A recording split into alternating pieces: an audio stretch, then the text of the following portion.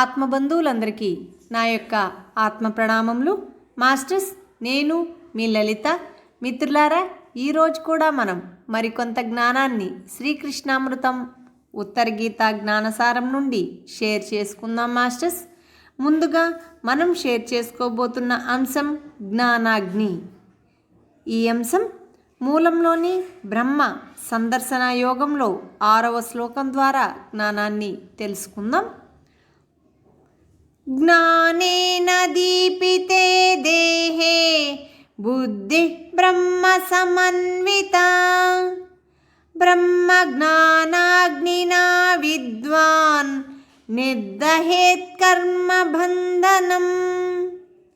మిత్రులారా, ఈ శ్లోకం యొక్క తాత్పర్యాన్ని ఇప్పుడు తెలుసుకుందాం.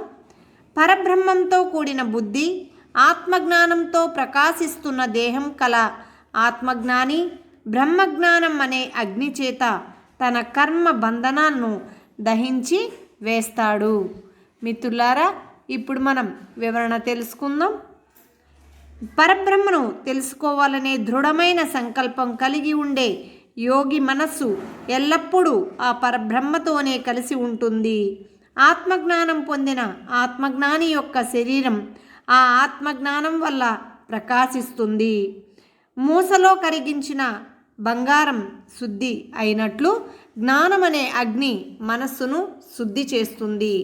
ఎలాగైతే అగ్ని లేకపోతే వంట సాధ్యం కాదో, అలాగే బ్రహ్మజ్ఞానం లేకపోతే మోక్షం కలుగదు. ఆ బ్రహ్మజ్ఞానం అనే అగ్ని కర్మబంధాలను దహించి వేస్తుంది. జ్ఞానం అనే అగ్నిలో కర్మలు దగ్ధమవుతాయి కదా. మిత్రులారా, ఇప్పుడు తత్సంబంధమైన జ్ఞానం భగవద్గీత 4వ అధ్యాయం 37వ శ్లోకం ద్వారా మరొక్కసారి మనం షేర్ చేసుకుందాం మాస్టర్స్. యథైధాంసి సమిదోగ్నిః భస్మసాత్ కురుతేర్జున జ్ఞానాగ్ని సర్వకర్మాణి భస్మసాత్ కురుతే తథా. మిత్రులారా, ఈ శ్లోకం యొక్క తాత్పర్యాన్ని తెలుసుకుందాం.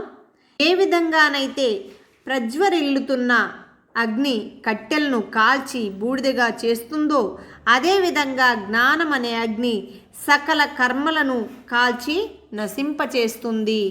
మిత్రులారా, ఇప్పుడు మనం మరొక శ్లోకం ద్వారా మరికొంత జ్ఞానాన్ని తెలుసుకుందాం. ఈ జ్ఞానం మూలంలోని బ్రహ్మ సందర్శన యోగంలో 46వ శ్లోకం ద్వారా మనం తెలుసుకుందాం మాస్టర్స్. బ్రహ్మహత్యా సహస్రాణి భ్రూణహత్యా శతాని చ ఏకో హి ధ్యాన యోగశ్చ దహత్యగ్నిరివేంధనం. మిత్రులారా, ఇప్పుడు మనం తాత్పర్యాన్ని షేర్ చేసుకుందాం. అనేక వేల బ్రహ్మ హత్యలను, అనేక వందల భ్రూణ హత్యలను చేసినందువల్ల సంతరించుకున్న పాపకర్మ మొత్తం ఒక్క ధ్యానయోగం అగ్ని కట్టెలను కాల్చేసే విధంగా దహించి వేస్తుంది. మిత్రులారా, మనం ఇప్పుడు వివరణ తెలుసుకుందాం.